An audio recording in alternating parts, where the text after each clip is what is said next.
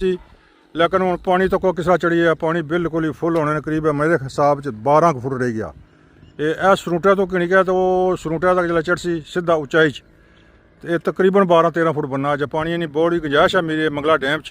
एवें लोगों रौला पाया भाई सैलाब आई गया तो 1225 है 5 10 35 अच्छा अमाबाद फौज बिल्ला मैंने शैतान रजीम बिस्मिल्लाहिर्रहमानिर्रहीम। हेलो गाइस अस्सलाम वालेकुम, तुसा हमारा चैनल तक ही रहे हो लाइफ इन कश्मीर 77। अजय नहीं जनाब मंगला डैम नहीं अपडेट जनाब तुहानू दस्सां पानी ठीक है आ रहा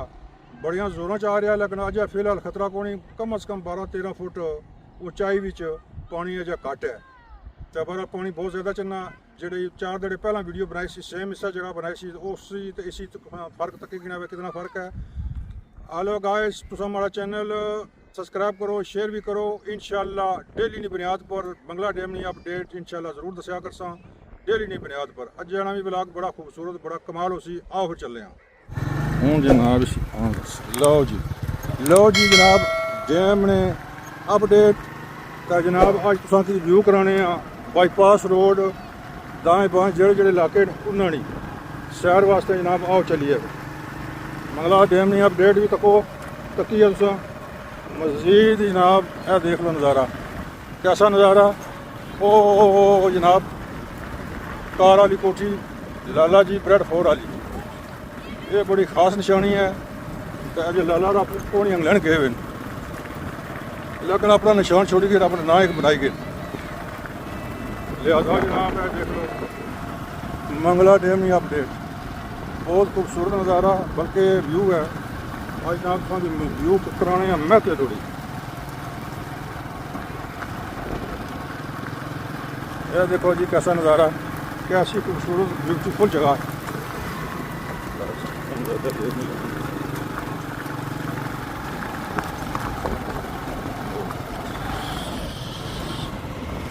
लो जी जनाब डैम नज़ारा वाह जी वाह कैसा नज़ारा। हेलो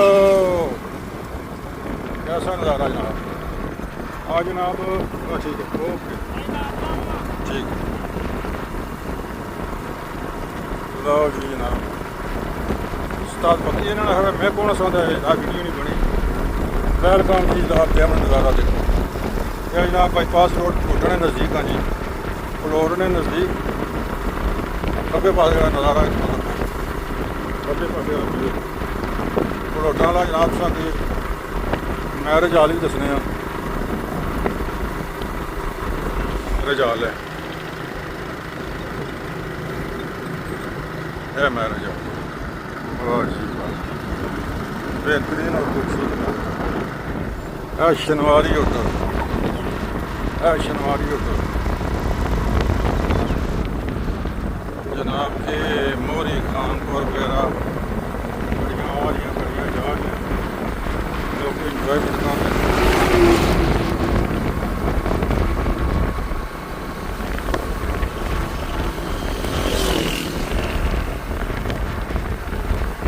तो पानी बिल्कुल आ गया फ्लोटा कोल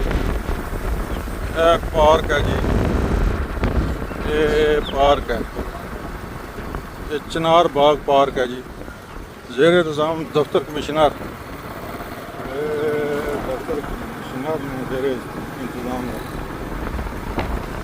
मच्छियाँ वाले भी लोग बचने शिकार करने वाले पहले शिकार बड़ा जी है इस नाले इस नाले च बड़ा शिकार है।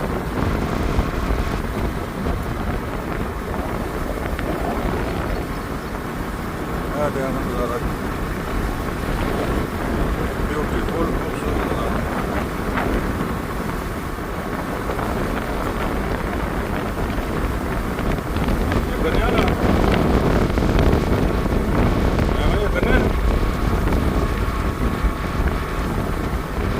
मंजर है बहुत प्यारा डैम है जी समझो कि खानपुर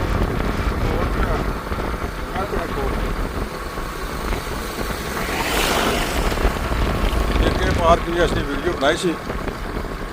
पॉइंट फैमिली पार्क इतने सिर्फ फैमिली आनी है फैमिली नाल आ सकने हो कल्ले आ सकते गन्ने वाला जी ਖਾ ਰਿਹਾ ਉਸ ਨਾਲ ਫਿਰ ਜੂਸਾ ਲੈਣ ਵੇ ਮੈਂ ਦਿਨ ਵਿੱਚ ਨਾ ये उसका जूसा लेने में लो जी देन नजर आ रहा इस कसी से पानी फिर हो जाएगा शिकार वाकई जगह पेड़े नहीं में शिकार बहुत है शिकार बहुत है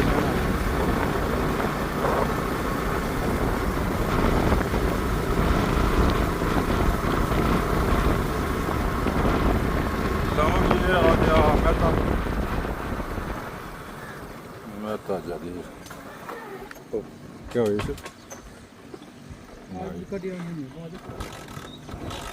15 साल लगी गया कि लगे इस पहला ही चलो क्लीन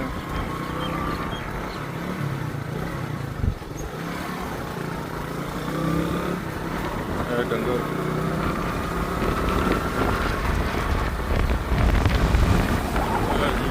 नर्सरी बड़ा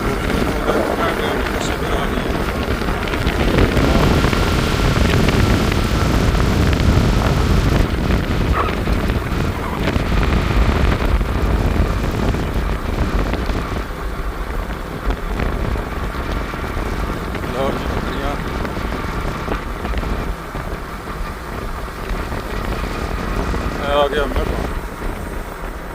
कंडा लग गया मैं तो अज अभी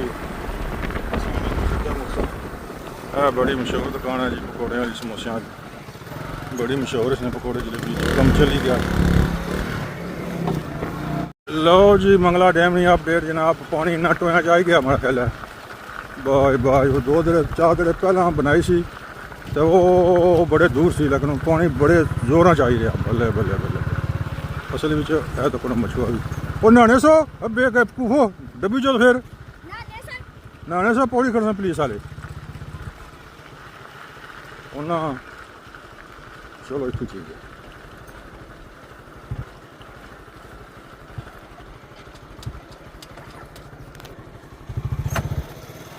लो जनाब तको जी अपडेट सड़का जाने सो जिथे डंगर चरने 4 दिन पहले उत्थे बनाई सी लेकिन हूँ पानी तो किस तरह चढ़ी है पानी बिल्कुल ही फुल होने करीब है मेरे हिसाब से 12 फुट रह गया ये सरूटा तो किणी गया तो सरूटा तक जो चढ़ सी सीधा उचाई तो तकरीबन 12-13 फुट बनना अज पानी नहीं बहुत ही गुंजाइश है मेरे मंगला डैम एवं लोगों रौला पाया भाई सलाह पाई गया तो 1225 है 5 10 35 अच्छा बहुत 12-13 फुट बहुत पानी है जी यह देख सकते हो इस तो पहला जी वीडियो बनाई सी वो भी उस नाल तो इसना मुनाजना करो मुआजना करो उस नाल तो इसना मुआजना करो तो बिल्कुल ही काफ़ी फ़र्क है पानी चढ़िया मंगला डैम में पानी चढ़िया ज़रूर है लेकिन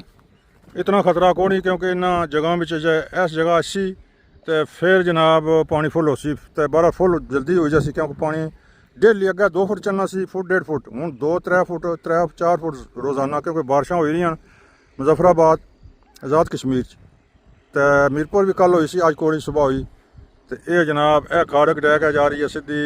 तीर जनाब यह डैम का नज़ारा है यह डैम नहीं अपडेट है सुन लो गौर नाल तवज्जो नाल तो जनाब ये मंगला डैम नहीं अपडेट है तो हूँ तक ही गिनो